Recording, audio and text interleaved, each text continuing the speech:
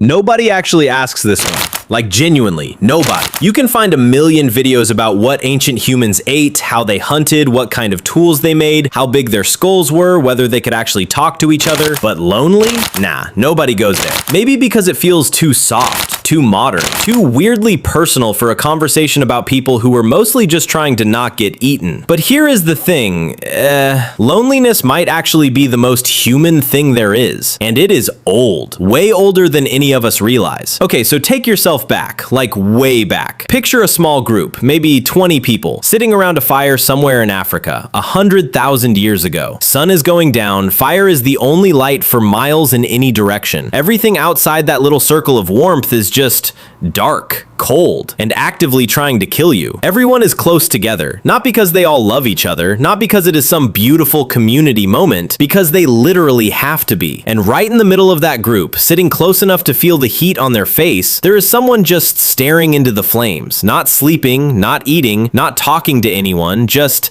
staring. You know that feeling? Yeah, so did they. Here is what most people assume about ancient life. Small group, always together, never alone. Problem solved. Next question. Moving on. But that assumption makes a pretty basic mistake, honestly. It confuses being surrounded with being understood, and those are not the same thing. They have never been the same thing. Ask anyone who has ever felt completely invisible at a house party, or eaten lunch alone in a packed cafeteria, or lain awake at 2 a.m. next to someone who is sleeping just fine while you are absolutely not fine. Being physically present with people does not mean you are connected to them. Ancient humans figured that out pretty quick too, even without having a word for it. Now here's where it gets actually wild. Scientists who study loneliness found something that should genuinely mess with your head a little. Loneliness activates the exact same region of the brain as physical pain. Not kind of similar, not in the same neighborhood, the same spot. Which means when you feel lonely, your brain is not being dramatic. It is not being soft. It is running a program. A really old program. One that your ancestors needed just to stay alive. Because for basically all of human history, being cut off from your group was not uncomfortable. It was a death sentence. Seriously, a lone human on the ancient landscape was cooked. No hunting by yourself, no surviving a rough winter alone, no healing from a bad injury without help. The group was not a lifestyle choice. The group was literally the only reason you were still breathing on any given Tuesday. So the brain built itself an alarm system, a loud one. And that alarm sounds exactly like loneliness, which means every single time you feel that hollow, weird ache of not quite belonging somewhere, you are hearing an echo, a really old echo, from a brain that learned a very long time ago that being disconnected from people was the most dangerous thing a human being could be. Your loneliness is not a flaw, bud. It is ancient survival technology, just running at the wrong time. But here's the part that gets quietly kind of devastating when you actually sit with it. Ancient humans could not escape their group even when the group was the problem. Like, think about that for a second. No packing up and moving to a different city for a fresh start. No blocking someone and never dealing with them again. No deciding you are just not going to that thing tonight because honestly, you cannot be bothered. No therapy, no long drive alone blasting whatever playlist you need. No texting your friend who lives in another province because you just need to talk to someone who gets it. Just the group. Same 20 people, every single day, every fire, every meal, every morning you wake up and there they all are again. And some of those people, they knew you completely. They knew your habits, your moods, the way you got real quiet before things went sideways, the specific sound of your footsteps coming back to camp. You were actually known, truly known, by a small number of people, in a way that honestly most modern people never fully experience. That part was kind of beautiful actually, but some of those people made your life genuinely harder, and you could not leave, because leaving alone meant dying alone, and dying alone in the ancient wilderness was not a metaphor. So ancient humans felt something really specific. Researchers now call it social isolation within a group, the particular loneliness of being stuck with people, of being surrounded and still somehow invisible, of being known by some and completely misunderstood by others and having absolutely no way out of either situation. That specific kind of loneliness does not have an age. It showed up around fires 100,000 years ago. It shows up in open plan offices. It shows up at family dinners where everyone is talking about everything except the actual thing. It shows up in group chats where everyone seems to be having a great time and you genuinely have nothing to add. It is old, it is human, and it has never once gone away. Now meet someone nobody remembers. Not a chief, not a skilled hunter, not the person who figured out how to make better tools. Just someone who sat at the edge of the firelight, close enough to feel the warmth, far enough to still feel the distance. Every single group had one. The person who was just a bit different. The one whose particular way of being in the world did not quite line up with what the group needed. The one who felt things more deeply or more sideways or in some direction that nobody around them seemed to track. That person existed 100,000 years ago around a fire in the dark. We do not have their name. We do not have their face. We have no record of what they thought about lying there at night listening to everyone else breathe. We only have the feeling they must have carried, and the fact that you probably recognized it immediately just now. But here is what ancient life actually had going for it that modern life has mostly fumbled away. Ritual, not organized religion, not formal belief systems, just shared doing. A fire lit the same way every single night. A song before the hunt. A story that explained where the group came from and why it mattered. A ceremony for the dead that gave grief an actual shape so it did not just sit in your chest forever with nowhere to go. These rituals did not fix loneliness. They interrupted it. They pulled people back toward each other in ways that did not require anyone to be emotionally available or have the right words. They just said quietly without anyone actually saying it, "You are still part of this. This still means something. You are still here." Modern life has kind of quietly dismantled most of that. We swapped communal fires for private screens, shared stories for individual feeds, 15 deep connections for 1,000 surface level ones. Rituals that reminded us we belonged with content that mostly reminds us everyone else belongs more. Ancient humans had way fewer people in their lives, and probably way more actual belonging. We have access to more people than any human in history has ever had, and we are somehow the loneliest humans who have ever lived. Make that make sense. So did ancient humans ever feel lonely? Yeah, they did. Not the way you feel lonely watching someone else's highlight reel at midnight. Not the loneliness of being left on red for 3 days. Not the loneliness of walking through a busy downtown and having 0 people actually see you, but the original loneliness. The first version. The one the brain was literally built to feel. The ache of being unseen. The grief of losing someone who actually knew you. The specific feeling of sitting inside a circle of warmth and still somehow feeling cold. That loneliness is not a modern invention. It belongs to the fire. It has always belonged to the fire. And the next time you feel it, late at night, for no clear reason, when everything is technically okay and nothing is technically wrong, and you still just feel off, remember, you are not broken. You are not being dramatic. You are just running some very old software in a world that forgot to keep the fire going.